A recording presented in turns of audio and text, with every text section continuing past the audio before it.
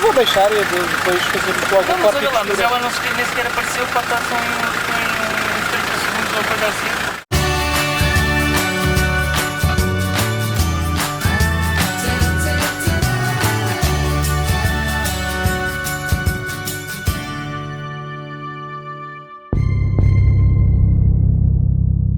RIM, República Islâmica da Mauritânia, Expedição dos Três Chaves.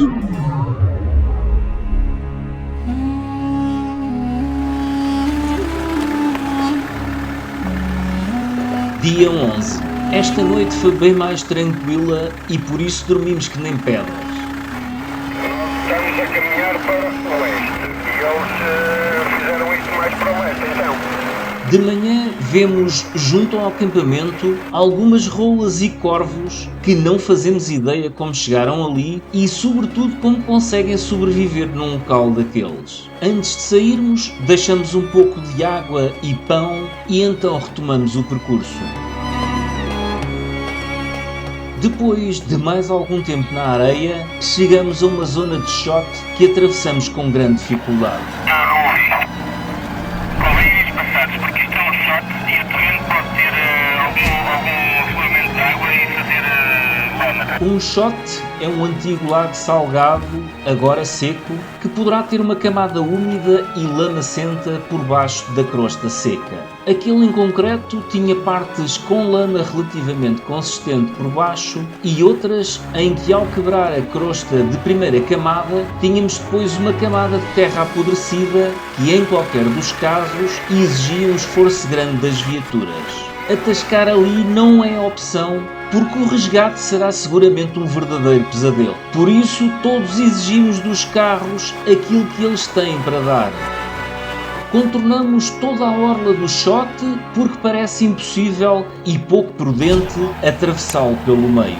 E seguindo pela orla, também não nos desviamos muito do rumo que pretendemos seguir.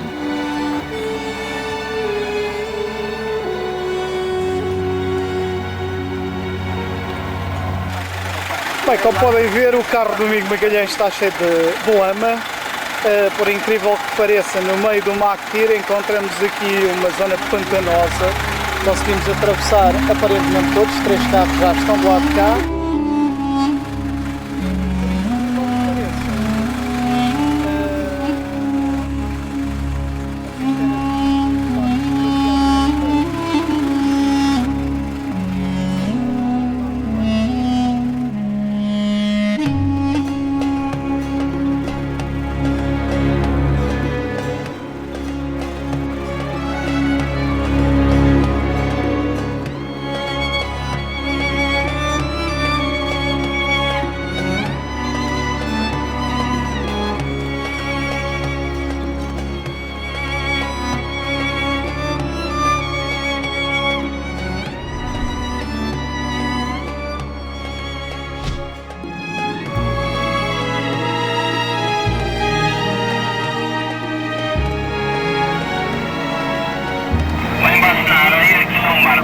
Ultrapassada a dificuldade, progredimos ainda mais para leste, encontrando pela primeira vez desde há muito tempo um rebanho de dromedários.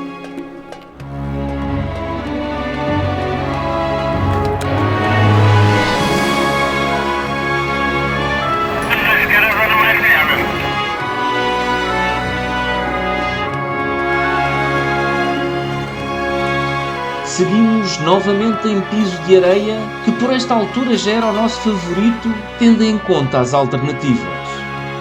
Conseguimos progredir a uma velocidade de cerca de 90 km/h, o que naquelas condições e com os carros carregados, nos dá uma sensação de velocidade bastante superior. Mesmo que as viaturas tivessem mais para dar, seria imprudente andar mais rápido.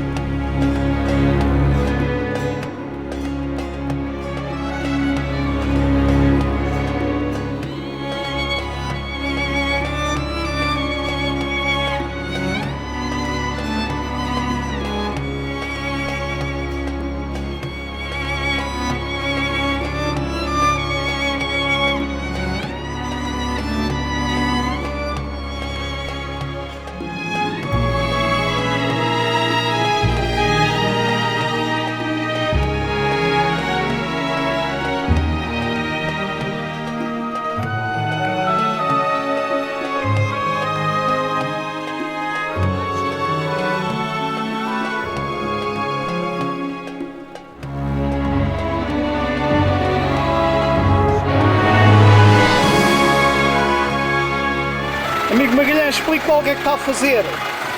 Todas as gramas são preciosas. Certeza que não está com a intenção de fazer uma horta aqui no meio do deserto. Não foi nada que já não me tivesse lembrado, mas a dificuldade prende-se mesmo com os claros produtos. Ainda não vi viva a alma aqui.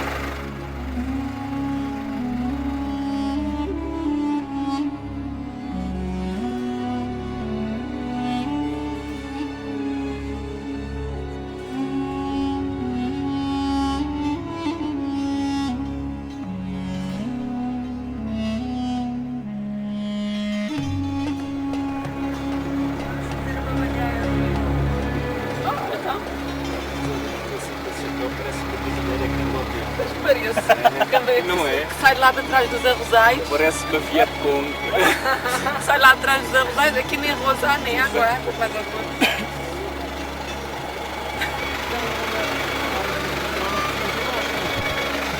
Sim, eu também não me importo nada, até porque não gosto de andar por aqui, não me importo nada de entrar ali.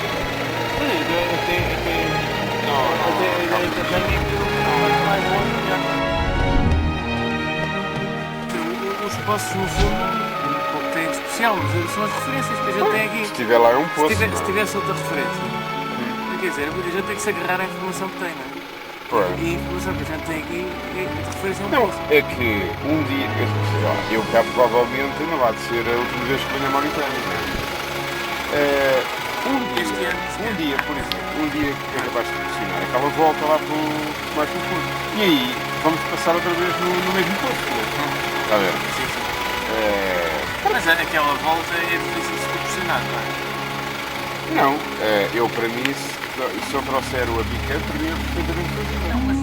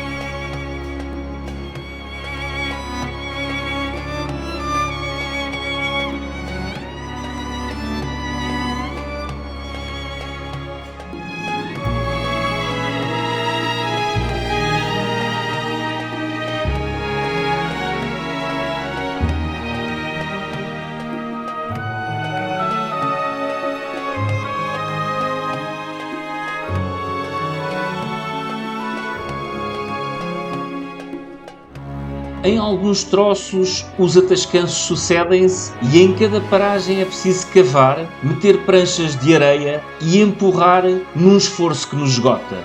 Em média, estamos a beber cerca de 9 litros de água por dia e por pessoa, o que nos faz consumir perigosamente as reservas que calculamos. Escavar aí ou não? Guilherme, Au! Au! é preciso escavar dentro.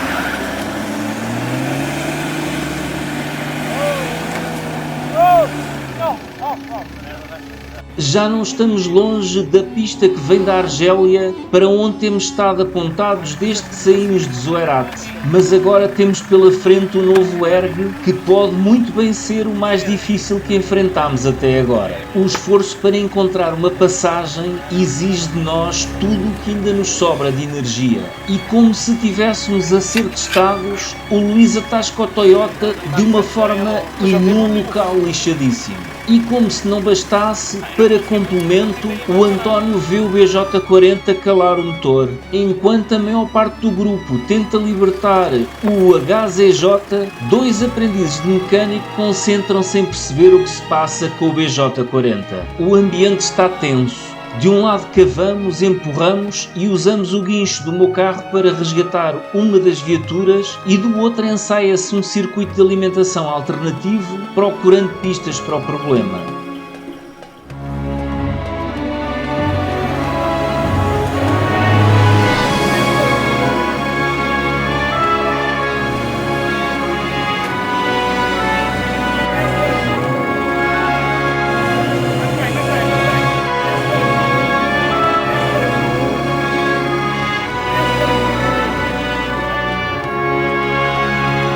Pois é, isso também é um problema, não é?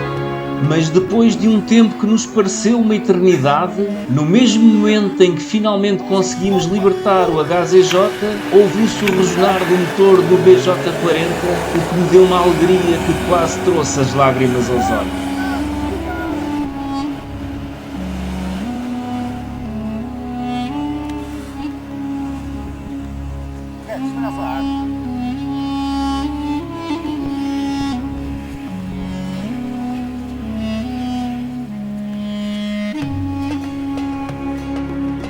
Os aprendizes de mecânico não chegaram a perceber a origem do problema, mas substituíram o pré-filtro de combustível, fizeram um bypass ao depósito, sopra daqui, chupa dali e de repente... Isso convinha tu depois com o tempo passares aí uma lixa, mas... E também está danado para centrar. O fluxo foi libertado e voilá!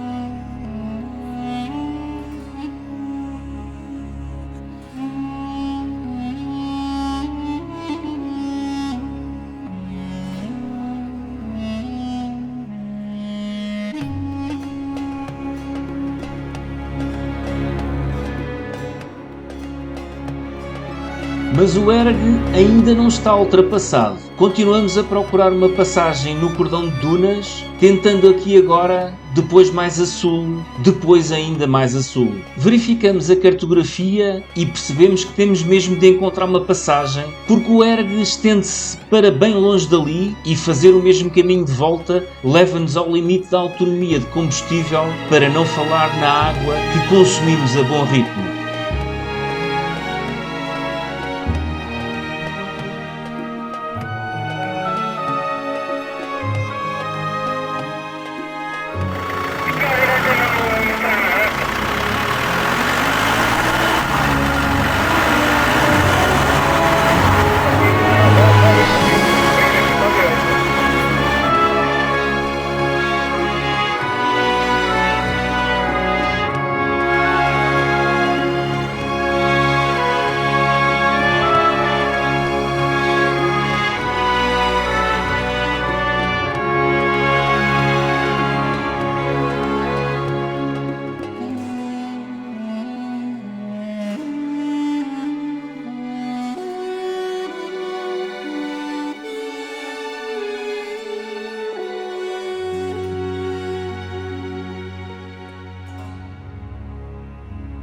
O final da descida, ok? Ok.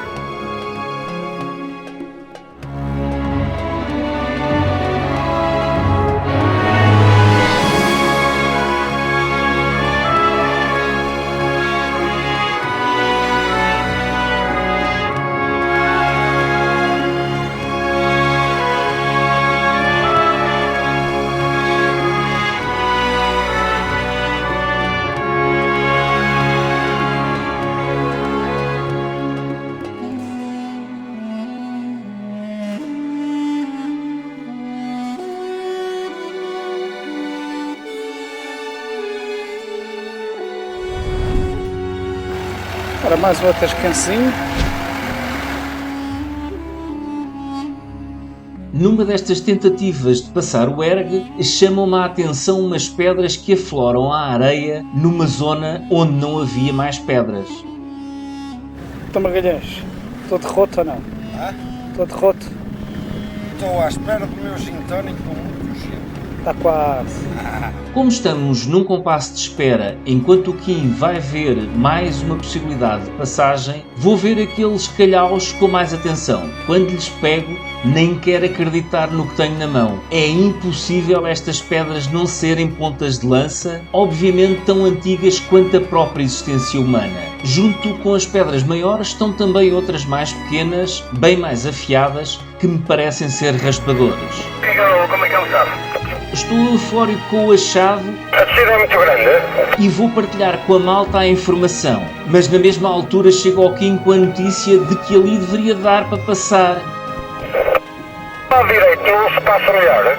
E a malta cagari cagaró no meu achado. É curta, a descida é curta. Tudo bem. Só tive tempo de catar as pedras que podia ver, sem mais explorações do local, colocá-las no carro e logo arrancamos atrás dos dois primeiros carros que iam tentar a passagem. Afinal, não passou de mais uma tentativa sem sucesso e, como nestas viagens há que manter o mesmo ritmo do grupo, continuamos para sul sem olhar para trás.